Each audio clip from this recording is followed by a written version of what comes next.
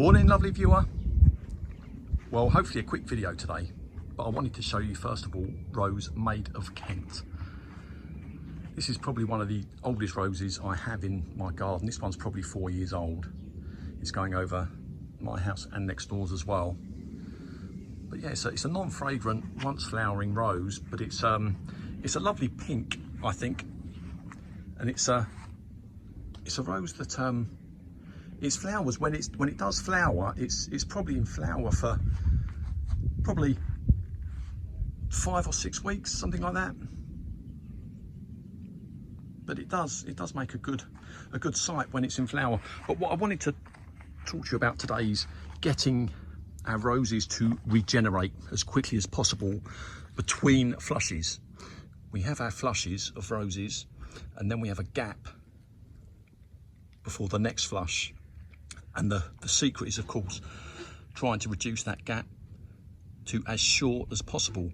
Now, this here is Delightful Parfumer, and there's a couple of roses here probably are close to being deadheading. We had a lot of rain yesterday and last night, so this is first flush, and it's coming to the end now. But what I want to show you is this here.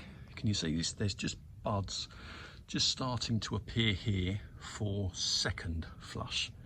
And the short answer to get that gap as short as possible between flushes, there's no getting around it, it's to cut flowers.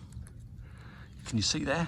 I've just cut there. That was a flower, a rose on the end there. I've taken a cutting there, and here it's regenerated and it's getting ready for the next flush. But I say this because I know there are many people who don't like to do that, myself included. I was always very reluctant to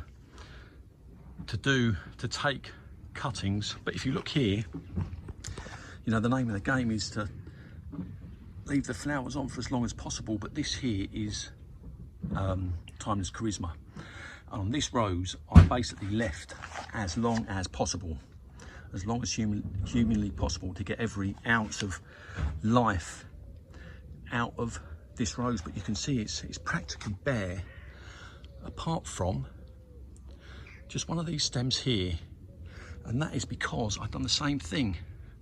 I took a cutting, I took a cut flower, and you can see that it's giving me new buds here and here, and that's just from one stem. It's given me three new stems. So it's only going to be a matter of time before there's at least going to be some colour from this rose, because they're going to be in flower.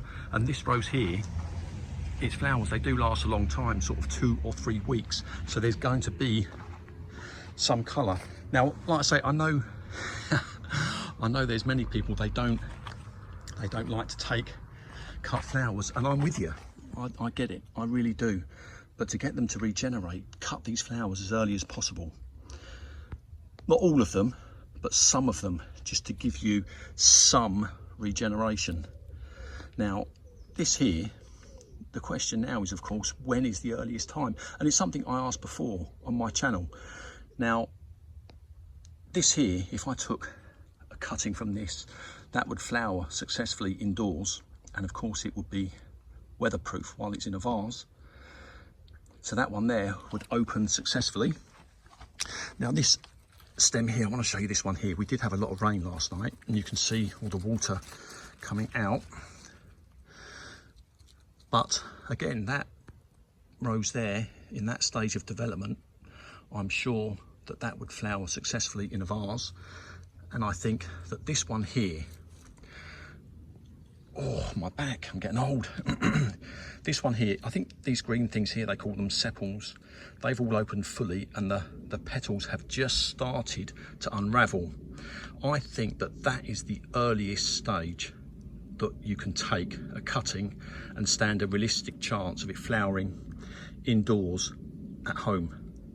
So this stem here, if I wanted to regenerate, to get this flower again as quickly as possible, I would cut this and I would bring them indoors. The rest I could leave.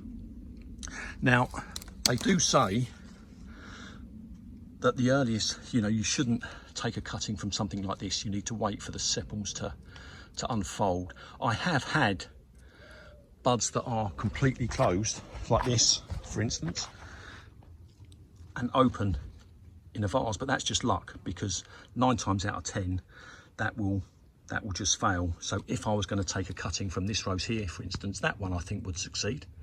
You see its petals have just started to unfold. I would probably cut that off, allowing the energy to go into this one, and then I would take that. But I think it's good to have that rotation, because otherwise what you're going to be left with is a garden if you leave all of the flowers until their last actual breath.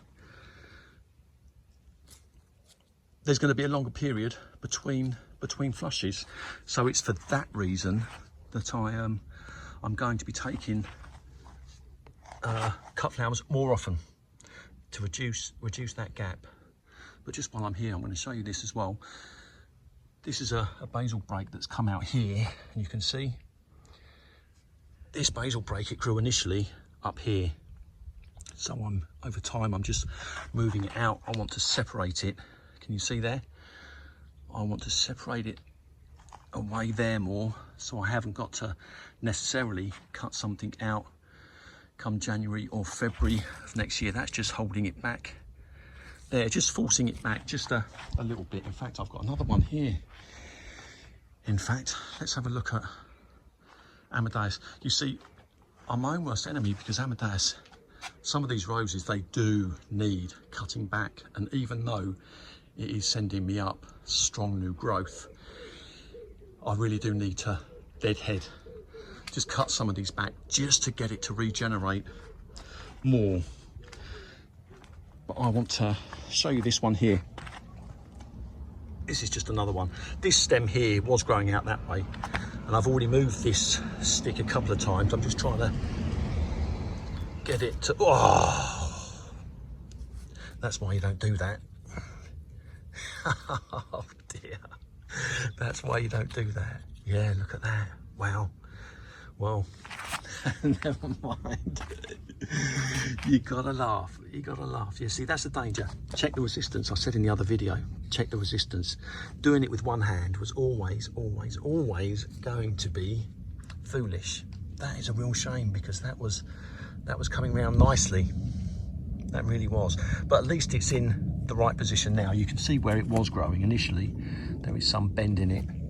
But yeah, I shouldn't have attempted that with the phone in my hand. You know what? I think we're going to call it. I think we're going to call it a day there. I think we are. But look, we all make mistakes. It's all a learning process. All a learning process. And I'm going to leave you with. The Poet's Wife, I think. Now this here, you may have seen this a little while ago. It was laying flat. It was laying flat, and it sent up some new growth. I cut all that growth back. I cut it all back down there. Anything that was weak, it all got cut back, and now it's sent me up this lovely, strong growth. And we've got flowers here that are actually standing up very well. Even though there's a stick just here, I can assure you there is nothing attached to that. This is all freestanding, and that is lovely. So I'm going to leave you with the Poet's Wife. Right, lovely viewer, I hope you have a lovely day.